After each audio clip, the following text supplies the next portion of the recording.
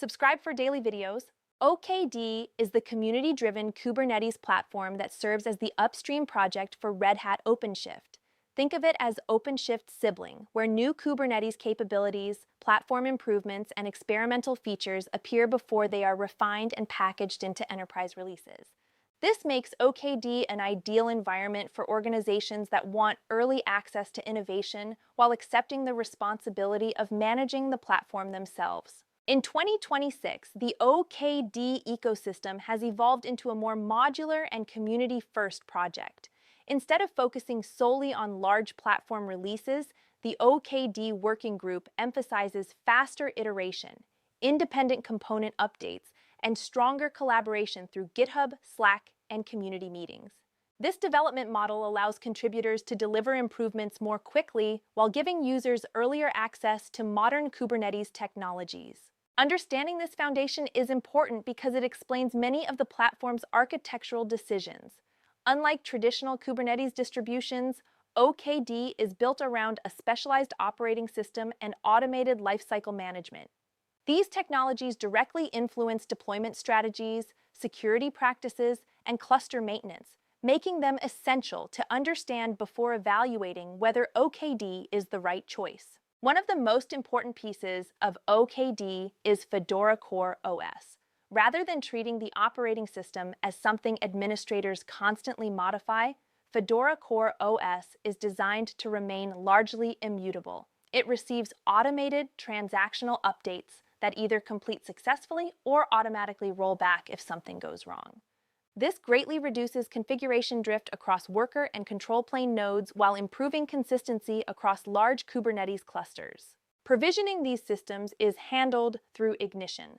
Instead of manually configuring each server after installation, administrators define the desired machine configuration once. During the first boot, Ignition applies networking, storage layouts, user accounts, SSH keys, and other system settings automatically.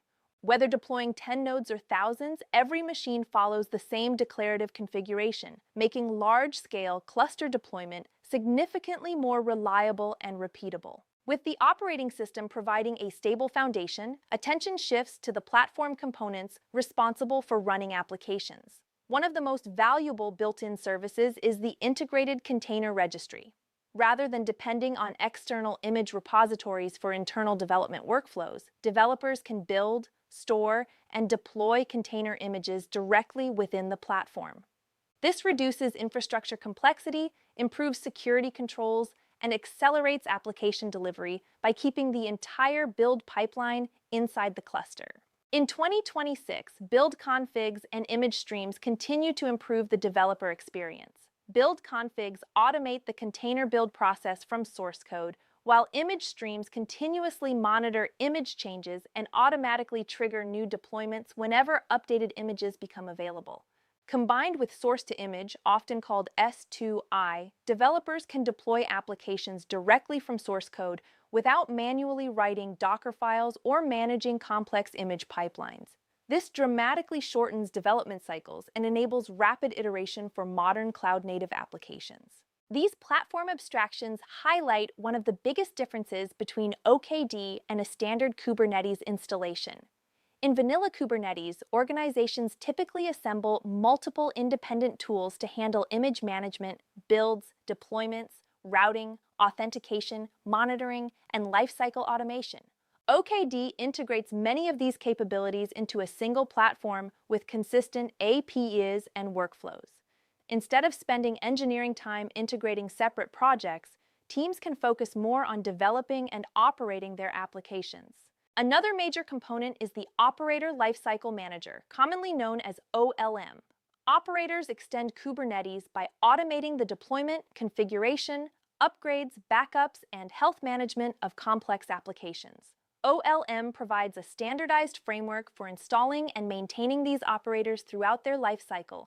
Whether deploying databases, monitoring platforms, messaging systems, or storage solutions, administrators can manage sophisticated workloads with significantly less manual intervention.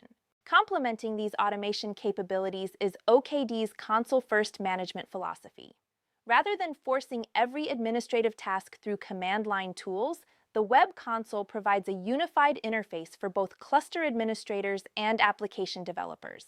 Infrastructure teams can monitor cluster health, manage operators, configure networking, and review resource utilization, while developers can deploy applications, inspect logs, monitor builds, and troubleshoot workloads from the same interface. This unified experience reduces operational friction while making Kubernetes more approachable for larger teams. However, these technical advantages also introduce an important operational reality. Unlike commercial OpenShift subscriptions, OKD does not include vendor-backed enterprise support. When production issues occur, organizations depend primarily on community resources. In 2026, the OKD Slack workspace and GitHub repositories remain the central locations for troubleshooting, bug reporting, release discussions, and community collaboration. Active contributors often respond quickly, but response times, troubleshooting depth, and long-term support depend entirely on community participation rather than contractual service-level agreements. This leads directly to one of the biggest trade-offs when evaluating OKD. The platform eliminates licensing costs and provides access to the latest Kubernetes innovations much earlier than enterprise distributions. For organizations with experienced platform engineers, this can significantly reduce software expenses while enabling faster adoption of new technologies. On the other hand, those savings must be balanced against the engineering effort required to maintain the platform. Internal teams become responsible for monitoring security advisories, validating upgrades, applying patches, resolving compatibility issues, and troubleshooting production incidents.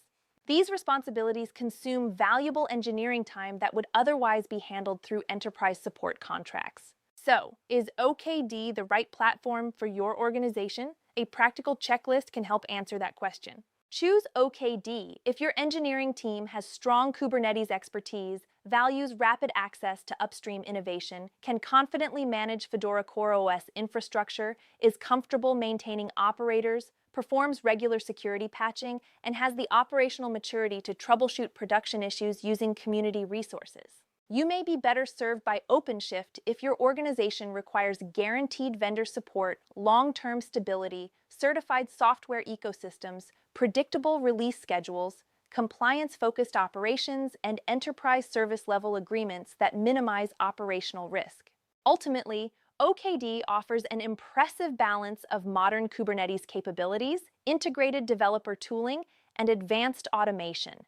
For technically mature organizations willing to invest in self-managed operations, it provides exceptional flexibility and early access to innovation. But for businesses where uptime, guaranteed support, and operational predictability are top priorities, an enterprise-supported platform may deliver greater long-term value despite the additional licensing costs. The right decision comes down to one question. Does your team have the expertise and operational maturity to embrace upstream innovation, or would enterprise stability create more value for your business?